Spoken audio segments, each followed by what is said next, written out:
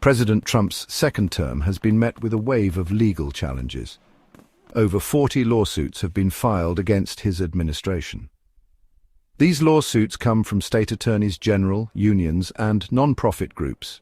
Opponents argue that Trump's policies are unconstitutional. They claim his actions bypass the system of checks and balances.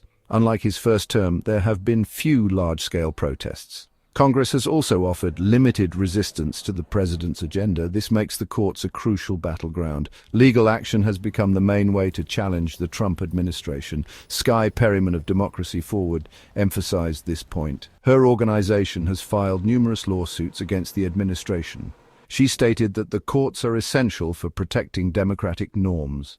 The lawsuits target a wide range of Trump's policies. One lawsuit challenges the executive order that revoked birthright citizenship for children born to undocumented immigrants on U.S. soil. Another lawsuit seeks to block the transfer of transgender women to male prisons. A third lawsuit aims to prevent the administration from revealing the identities of FBI agents involved in the January 6th investigation. The surge in litigation reflects the high stakes of Trump's second term. With a more compliant Congress and muted public outcry, the courts may be the last line of defense against what critics see as executive overreach. The outcomes of these cases will have far-reaching implications for American democracy and the balance of power. Several federal courts have sided with the plaintiffs in these early legal battles. Judges have issued temporary restraining orders against a number of Trump administration policies. One such order blocked the automatic dismissal of federal employees through deferred resignations. Another order froze trillions of dollars in domestic spending cuts. These early victories are significant. They suggest that the courts are willing to scrutinize and potentially curb the president's actions. They also highlight the administration's vulnerability to legal challenges. The administration suffered another setback when a judge restricted Elon Musk's access to sensitive data from the Treasury Department. This ruling came after a separate judge had already limited Musk's access to Labor Department information. However, it is still too early to declare a definitive trend. The Trump administration did secure a win when a judge denied a union request. The union wanted to block Elon Musk and his team from accessing Labor Department data. This victory, while limited, demonstrates that the courts will not automatically rule against the administration. These early rulings highlight the complex and often unpredictable nature of legal battles. The Trump administration is likely to appeal any unfavorable decisions. This will prolong the process and create further uncertainty. The courts will continue to be a focal point of resistance against the administration's agenda. The judges presiding over these cases come from diverse backgrounds and were appointed by presidents from both parties. Judge Carl Nichols, a Trump appointee, issued the order halting administrative leave for USAID employees. This decision surprised some observers who expected him to rule in favor of the administration. Judge John D. Bates, appointed by George W. Bush, rejected the union request regarding Labor Department data. This ruling was seen as a win for the Trump administration.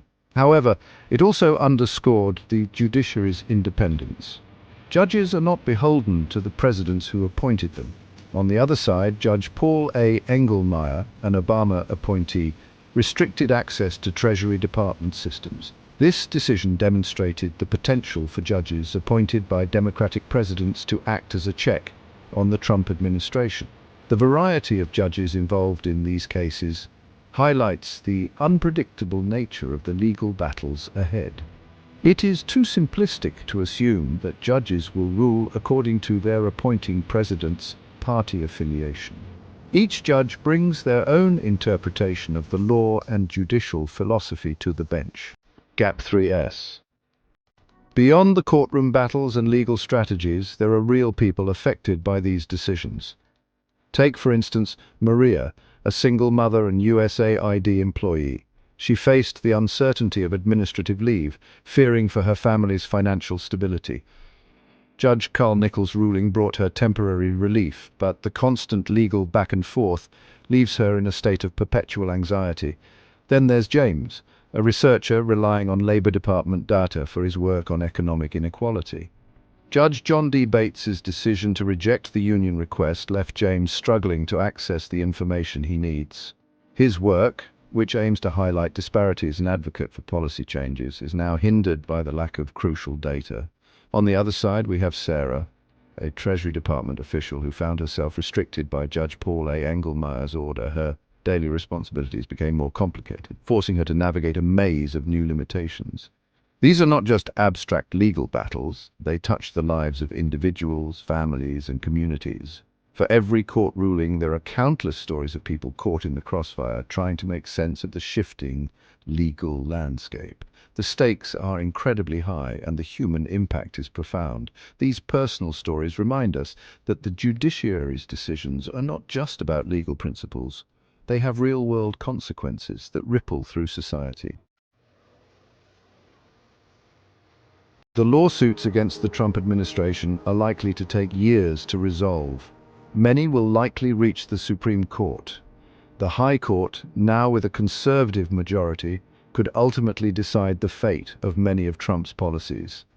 The outcome of these legal battles will have a profound impact on the balance of power in the United States. If the courts consistently rule against the Trump administration, it could serve as a powerful check on executive power. However, if the courts largely uphold Trump's actions, it could embolden the president and further consolidate his authority. The American public is deeply divided on President Trump. These divisions are reflected in the legal challenges to his policies. The courts are now tasked with interpreting the law and the Constitution.